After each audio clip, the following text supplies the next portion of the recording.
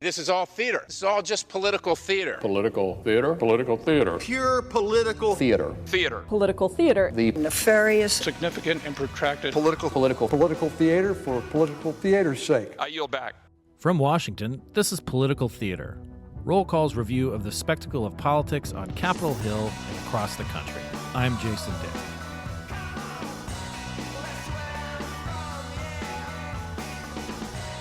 As political journalists, it is easy to get wrapped up in the story of the day. Elections, court decisions, wars, strikes, retirements, deaths. This year has had its fair share of big news, and it also has the feel of being a transitional time. Just in the last few days, former First Lady Rosalind Carter, former Secretary of State Henry Kissinger, and former Supreme Court Justice Sandra Day O'Connor all died. But what news events will endure and mark this year as unique? 50 years ago, in 1973, we had Watergate, Roe versus Wade, the end of the Vietnam War, and others. When we consider what happened this year, there are a few things that have the potential to stick out and continue to influence historians and their view of this time. And what better person to discuss this with than Nathan Gonzalez, our elections analyst here at Roll Call and the editor and publisher of Inside Elections. Nathan, welcome back to Political Theater. Thank you, and resident Henry Kissinger expert. Yes, I was going to say. Well, I heard you say 2073, I was thinking in 2073 I'll be, spoiler alert, I'll be 96 years old and finishing my second term as president of the United States. So that's where we will be in 2073, looking back to 2023. Yes, looking back at all that's transpired from there.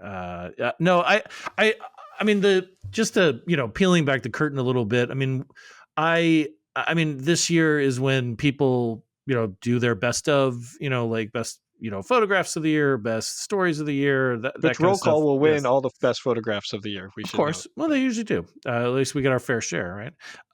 But I wanted to reframe this and think about, maybe I just have this on the brain of things for posterity, because we've seen, just in the last couple of days, also in addition to the some of the deaths that I mentioned, we've had things like Vice President Kamala Harris set the record for tie-breaking votes in the Senate. There are things like that are a big deal, but I don't know that's going to be in the encyclopedia. I don't know if the robot who's writing news stories in 50 years will ask the historian robot what to give them in basically the top 5 stories, but I think that this does feel like a big year. It does feel like there was a lot that happened, and that we should sort of take note and also point out how it could continue to resonate in the coming years. Yeah, I agree. It's always good to try to take a step back and or take a long step forward in order to look back. So yeah, let's do it. And I should note too that sometimes, with hindsight, we see that a big story continued to resonate and maybe even got more important as the years went on. So Roe versus Wade was a big deal in 1973, but it just became more important. It seems as if, I remember reading about this. Actually, it was our former colleague, Amanda Becker, who's writing a book, along a set of stories, a book about the post-Dobbs decision world. And she pointed out to me in one of our conversations that after the Roe versus Wade decision, John Paul Stevens, who had been nominated by President Ford a couple of years later to be a Supreme Court justice, was not asked about Roe versus Wade at his confirmation hearing. But now Roe just became the storyline for all abortion related, debate. And it, was, when it was overturned, we are still now dealing with the fallout of its overturning. Watergate, this is a huge story. Nixon started his first term in January, or his second term in January, rather. And Watergate was just getting going. And by October, he had fired, Archibald Cox, a special counsel. He had had an attorney general resign. It was just this total mess. He also lost his vice president, Spiro Agnew, who had pleaded guilty to tax evasion. And yeah, there's just these things that are really they take hold in it, and I feel like there are a few of those things. Let's start with the big one. We found out before this podcast that Kevin McCarthy, the former Speaker of the House, will resign his seat before the end of the year. This year sort of started with McCarthy. With 15 rounds, with the new Congress, 15 rounds he had to go to even get elected Speaker because of the margins, for the Republicans were not very high. He didn't have much of a cushion, and he was booted out of by his colleagues, became the first Speaker of the House booted by his colleagues in October. We spent 3 weeks trying to figure out what was next and who would be the next speaker. And now it ends sort of with him, saying, I've got better things to do than serve out my term. But I feel like that speaks to larger issues as well about what we're seeing in Congress. I guess it could go two different ways focusing on that news event, right? It could be, well, that set a precedent for other parties and other future Congresses, ousting their speaker and going through that whole process. Or it could stick out as a moment in history for it being an aberration, right? It being an exception rather than the rule. It's an asterisk rather than the beginning of a trend. So I think either way, that qualifies, and we're still in the wake of that. Like, did that really happen?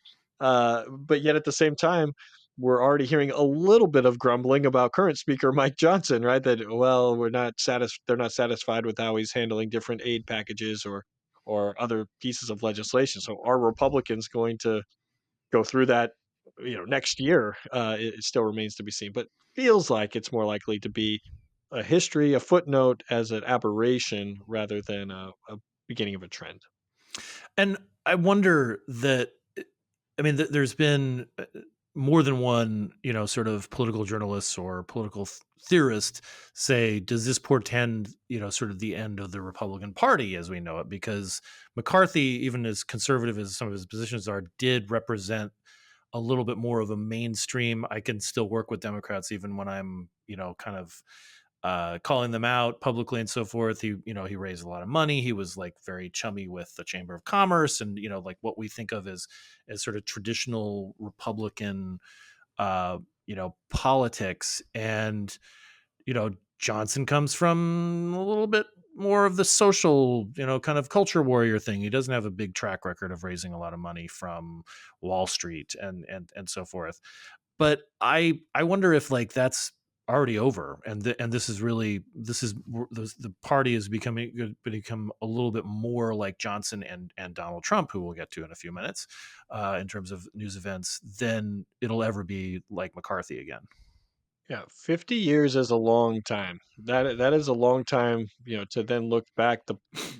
At least one of the parties could look very differently. Or when I was trying to think about this, will we look back at this time as, oh, how quaint? It was just basically an election between Democrats and Republicans, and where because of so much dissatisfaction with the two parties that there was the appetite for a third party actually grew into something more significant that could be sustainable. I mean, that's a very real possibility, not in the near term, I don't think, but looking a generation down the line, that we look back and like, oh, that was nice when it was just the two parties duking it out. I mean, I would be thrilled if they would also take some of just the names of some of the old political parties that haven't made it, and kind of like when an NBA team moves, they keep their name. So like, the Utah Jazz they moved from New Orleans. It was the New Orleans Jazz. Salt Lake City, not known for its jazz, but they kept the name. Same thing with LA, the Lakers, it was the Minneapolis Lakers. That makes sense because Minnesota's the land of 10,000 lakes. I guess there's Silver Lake in Los Angeles, where it's kind of the hipsters live and so forth. It's a great neighborhood, by the way. I love it there. I'm not making fun of it. But not LA, not known for its lakes. It's more of a beach town, you might say. So I say we bring back Bull Known more Moose. for its concrete. Yes, the Bull Moose story, the Bull Moose Party, the Whigs, the Know Nothings. That's one of my favorites. I think they should just recycle those instead of trying to come up with new party names. That's what I think for the XFL. They should just take football team names from movies and just try to put them all together in the same league. It's a merchandising bonanza, an opportunity. But what do I know? This will be our second career. Actually, the view from 2073. This will be the beginning of the Gonzalez Dick fake sports merchandising empire. It rolls off the tongue. I can see it. I can see it. So, yeah, I tend to agree. I mean, I think that it's hard to predict, what this effect will be. I mean, when I talk to people who are not political journalists, and I know quite a few of them, I mean, it usually is this thing like, oh, yeah, McCarthy. Huh. Yeah, it seems like ancient history now. Yeah, I mean, it was low those 2 months ago.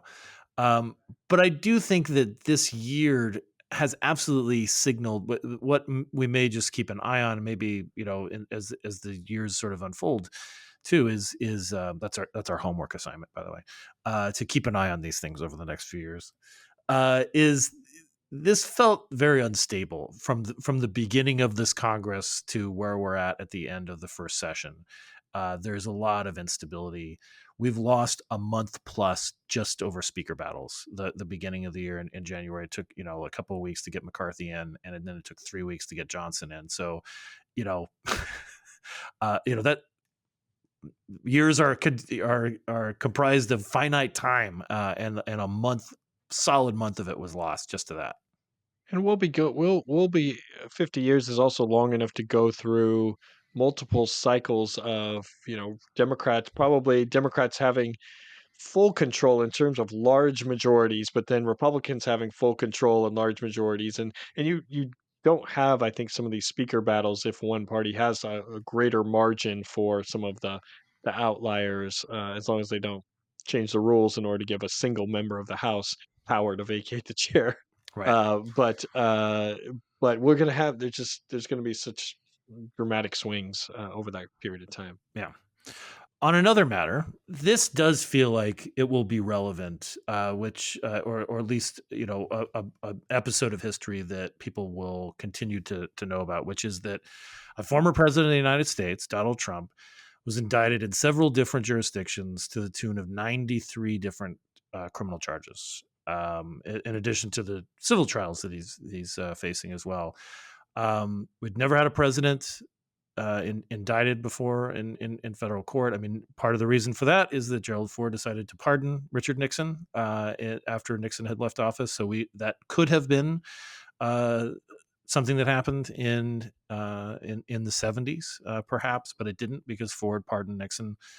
But this won't even be confined to this year, because these trials will stretch out into an election year, and then depending on what the outcome of the election is, whether if Donald Trump is the president, we may see a situation where he pardons himself if he has been convicted of crimes. If that's allowed, right? We'll find out. Hopefully, yeah. First of all, I agree that we will look back at this as wow. What remember when that happened? But the question is, does it happen again? Meaning, and this could go either way. Hopefully, we don't have politicians who elevate to this level who get in that all sorts of trouble in the same way on their own, or that political parties start using the legal and the court system and the Justice Department and stuff to exact revenge or to settle political scores. And sadly, we have to leave our minds open to the possibility that this is the beginning of politicians in legal trouble running for office, because the judicial system has has just become an arm of the campaigns. Right. And I hope these are aberrations rather than the beginning of trends when we're in 2073. Yeah. I mean, the previous night to the recording of this podcast, Donald Trump did a sort of televised town hall with Sean Hannity in Iowa. And, Hannity asked him, what he thought about, like how he would answer, critics who say that he's setting himself up to be a dictator. And, Trump didn't exactly give an answer that was unequivocally like, oh, no, I will obviously adhere to the vows that I make to uphold the laws of the United States and the Constitution. He said, maybe on day one. right. And then so day one will be the dictatorship, and then like the next day will be fine. Go back to the rule of law. That is the kind of thing that I think is, this is something that a public figure, a former president of the United States, said on television, said for everyone to hear. And that I think you're right. I mean, the ramifications of what could come from the criminal trials, depending on what happens with him, depending on how he reacts to it, if he wins, is almost sort of incalculable to try to at this point to say, what will happen. And that's where we have to, that comment, let's say, I expect Trump to be the nominee. Let's say he wins and he, puts in motion all sorts of things. We will look back then at 2023 and say, well, you all should have known that that was going to happen because he said Yeah. that this is what he was going to do. And so, yeah, that could be a key phrase that unfortunately, a key moment that could be remembered for years to come. Going back to the House, the House last week expelled George Santos, a Republican freshman from New York, from Long Island and Queens.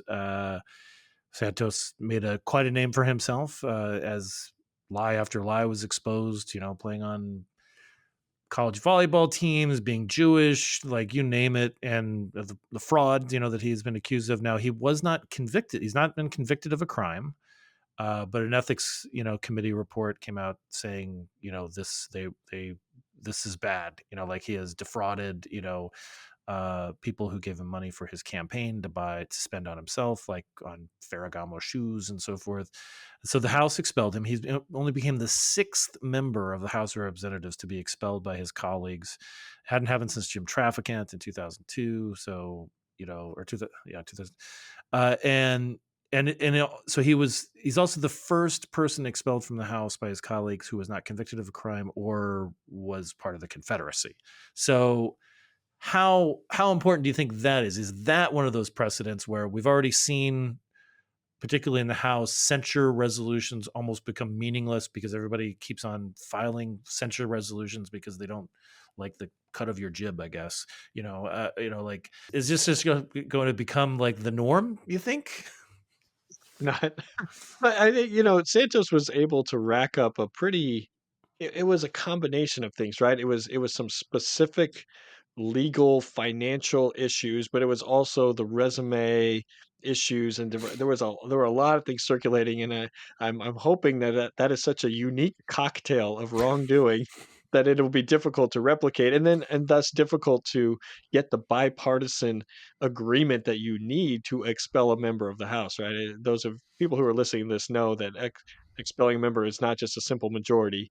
You have to have 2/3. Yeah. you have to have 2/3, which probably is going to be in a bipartisan. You're going to need bipartisan support in order to get that done. So I'm hoping we look back at it as, wow, can you believe that this guy got elected and that he even lasted as long as what he did? And I tend to think that we'll remember Santos, maybe not even so much for what the malfeasance was, but just the fact that he became one of the few members of Congress to get to be the butt of Saturday Night Live jokes. Because you have to break through a certain amount of pop culture to be a joke in Saturday Night Live, because they want people to laugh. They want people to understand who this is, which is why the people most frequently lampooned on SNL are presidents, because everybody knows who the president is. Very few people know or care who the Senate Majority Leader or the associate the most junior Supreme Court justice or something like that. But like the fact that Santos got a few like sort of episodes with cold opens and so forth, is, I think, speaks to his resonance. And Santos will be remembered as the first founding father to be expelled from Congress. I don't know if you're aware that he was one of the founding fathers or not. He told me he was, so I'm sure it's true. Yeah, just take it at face value.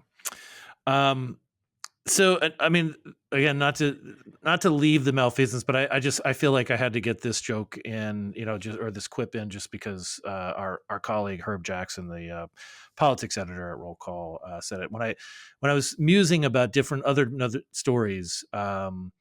I said, well, what about Senator, Bob Menendez being indicted again? He was indicted before, a few years back. He beat the rap, and got reelected, and now he's in the feds, uh, indictment crosshairs again. And Herb kind of laughed and said, "Let's see." Man from New Jersey accused of corruption. I don't know if that's going to be something that's particularly newsy. Of course, he's joking. He's from New Jersey. If you all have not, if you're listening to the podcast for the first time, but I Maybe we'll look back and say, can you remember back then they didn't use gold bars as their currency? Like maybe in 2073 we'll be right, back to a gold bar based economy, and this will be seem funny that yeah, that was even a thing. yeah. Why wouldn't you still, put gold ingots in your closet? So yeah, I tend to agree. That's a footnote at best. I mean, again, I'm not trying to uh, downplay the severity of the charges. People are innocent until proven guilty, but I can't imagine that this is going to have particular resonance for people in 2073. I would hope we're thinking about other things, but Um, Again, back up 50 years ago to us in 1973. The Yom Kippur War led to sort of a scrambling in the Middle East, a redoing of the power structure in the Middle East. It was the first time, that in terms of the Israel was losing, in true danger in a conflict like this. They were still a little high off of the 6 Day War, and they had captured territory from some of the surrounding Arab states. That sort of veneer of invincibility had been sort of punctured. The Yom Kippur War set off the oil embargo of 1973 that hiked energy prices, that led to was a big contributing factor to global economy, stagflation, inflation, all kinds of unhappiness with politicians. I think that is a big thing from 50 years ago. I can't help but think also, though, that the war this year, the Hamas attack on Israel on October 7th and the ensuing war in Gaza, has the potential to have a long-reaching effect too, particularly not just for whatever happens for the future of Israel and Gaza and the Palestinians, but we're seeing cracks in the Democratic Party and how people in the Democratic Party and their coalition are reacting to this. Let's talk a little bit about that.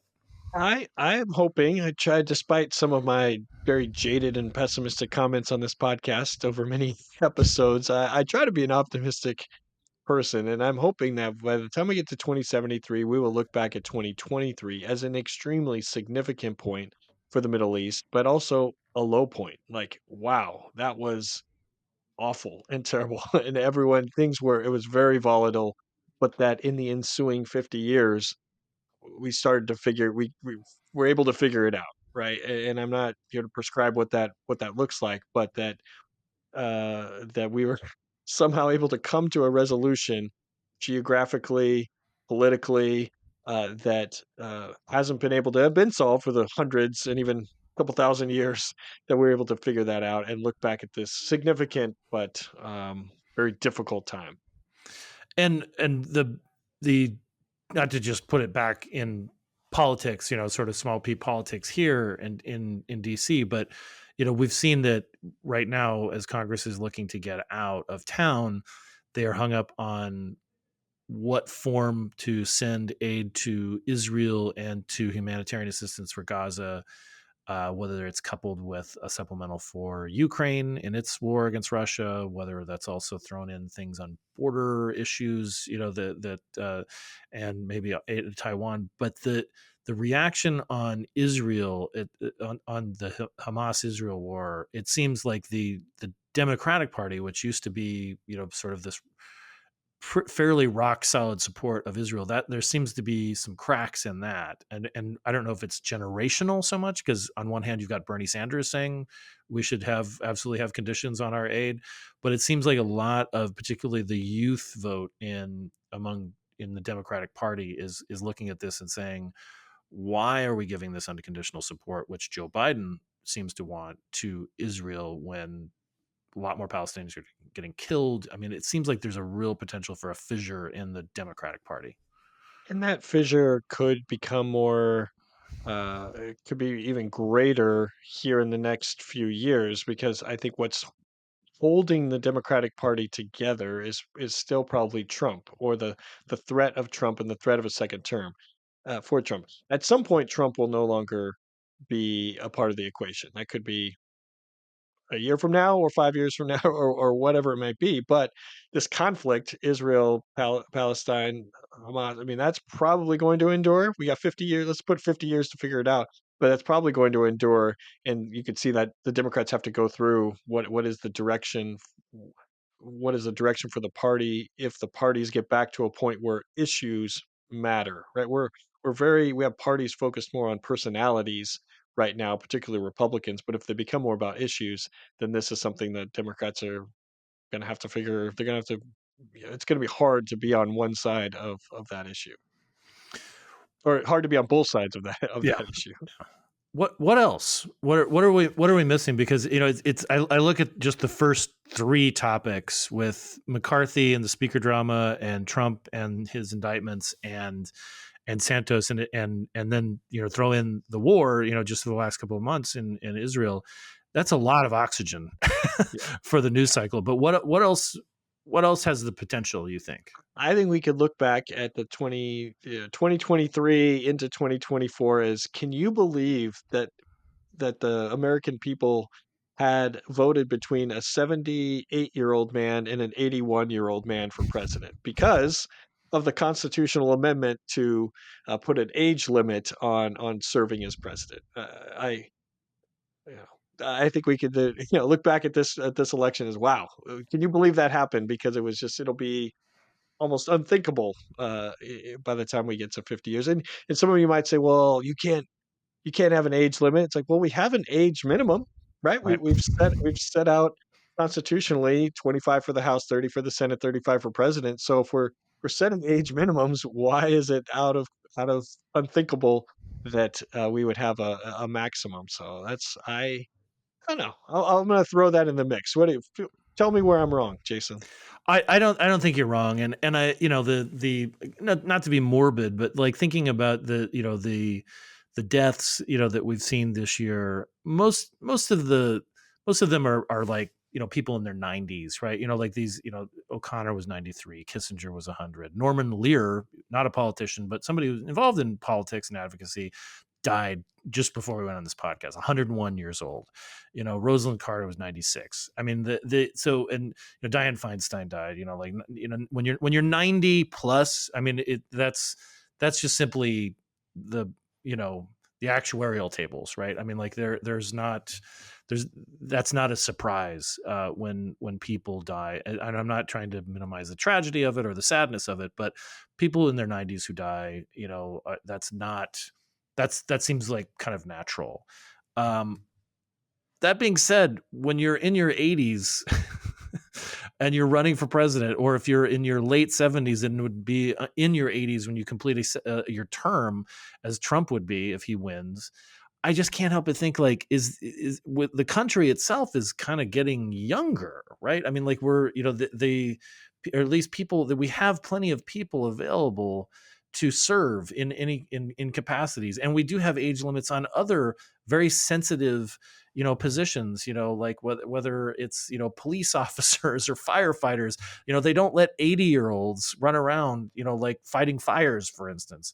So when you think about how significant the job is with its adjacency to nuclear weapons and so forth, having somebody like I just can't help but think that in as we continue to understand aging and the effects on that particularly a stressful job have on somebody, that will certainly be in 50 years, people will be like, wow, that it was weird because they had this thing where they elected a few young people from a earlier And then went the generation. opposite direction. Yeah, they went from George H.W. Bush to Bill Clinton, and then George W. Bush and Barack Obama, and then Trump, and he wasn't that old, but then they just were stuck in this loop, it seemed. And I don't know, it's kind of like with term limits. You would hope that people would the ultimate, what did opponents of term limits say, that the ultimate term limit is the voter itself?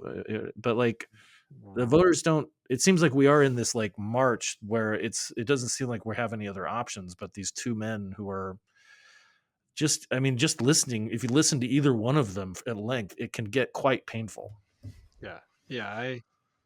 I think there's going to be, and maybe the voters will correct that just themselves without any sort of constitutional mandate or maximum. Just saying, all right, we went down that route. We tried that route with a couple of different folks, and that didn't work out. So we're gonna be more mindful of age when we're making these decisions for our officials. Well, and last week when California Governor Gavin Newsom and Florida Governor Ron DeSantis is running for president, of course, but is trailing badly in the polls to Trump, among others. But you saw that debate, as painful as it was to watch and as unentertaining or as uninteresting as it was to watch for so much of it, that seemed like what it sort of almost should be. Two people sort of at the height of their powers, two-term governors who are like ready to take the next step to run for president. not somebody who spent a half a century, there's that number again, in the Senate, or somebody who had an entire career in entertainment and real estate, and is has been eligible for Medicare for years now, to be running for president. I just think like we can do better than that. Yeah, we'll see. We can. I don't know if we will, but we can. There's potential. What else? Now we just have to count how many World Series wins over the next 50 years we'll be reflecting on for the Nationals. But no, I think that it'll be fun. We should, if podcasts exist back then, we'll see somebody of how accurate we are with 2023, considering how important 1973 was. It was amazing to go through that list. But this could be a bigger year than we realize because we're in the middle of it right now. Yeah.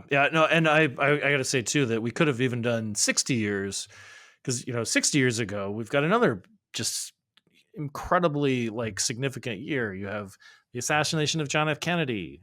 You have Martin Luther King's "I Have a Dream" speech. You have the Birmingham protests and riots. I mean, it was huge. It was this huge Kennedy's Berlin Wall speech.